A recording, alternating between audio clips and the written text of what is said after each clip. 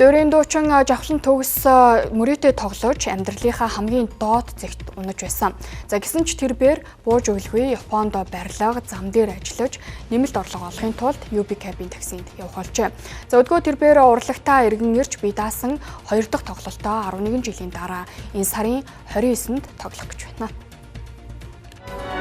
Тэнд амьсгаа авч хаач болох юм уу? Үг биш юм уу? Үг биш. Да. Би ч үгийн үргэж идээд байгаа юм одоо гэдэг. Эрдүүх явах. Эрдүүхэн явахдрын орлын цас шиг нуурч эргэн хөрөө уйлахта элгэдэггүй гэж Цагдаа болохыг мөрөөддөг байсан хүү жавхлан баясгалан хараад дуучин болохоор шийджээ. Ингээд дуурийн дуучин мэргэжлэр суралцсан мөрөөдлөө биелүүлж дотоодын цэрхийн 805 дугаар ангид ажиллаж байсан ч амьдралын эрхээр Японд 1 жил барилга нураалт авцам дээр ажилласан байна. Энэ бүх хугацаанд тэрвэр өдөр бүр дуугаа дуулж бэлтгэлээ хийсээр ирсэн. Дуурийн дулаач мэргэжлийг сонгосондоо хизээж харамсаж байгаагүй. Учир нь урлаг л түүнийг унсан нүхнээс нь аварч гаргасан хэмээн ярьсан юм а. Би өөрөө урлагдаа хайртай өөрөө гоё аймт дандаа гоё дуулах гэж ирэмэлт хүсэлтэй тэгэнгүүтээ ер нь байнгал дуулж идэг тийм одоо энэ ер нь дуучин бол гоё энерги шүү дээ. Тэр энергиэр одоо бас өөрийгөө зассан өөрийгөө хурцлсан байх гэж боддtiin. Тэгээд ер нь бол өөртөө л их тэмцэж гарсан. Дээрээс нөгөө үр хүүхэд маань маш их нөлөөлсөн.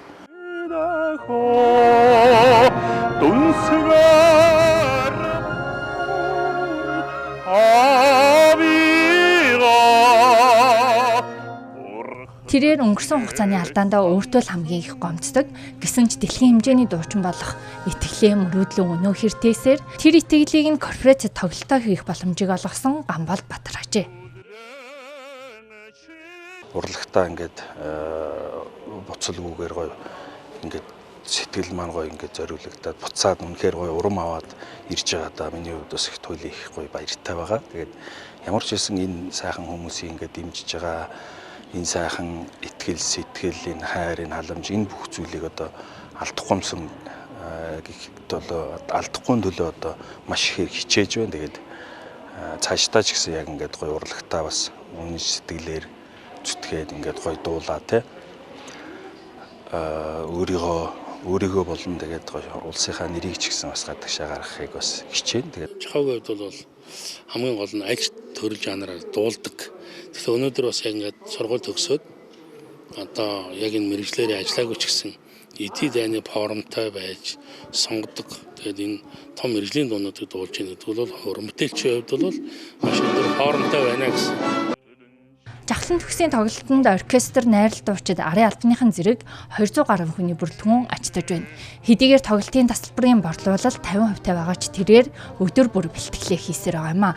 Жавхлан төгс тасалбарт анхаарал хандуулбал хоолоонд нөлөөлж байгаа учраас үүнд ач холбогдол өгөхөө болсон хэмээн юм а.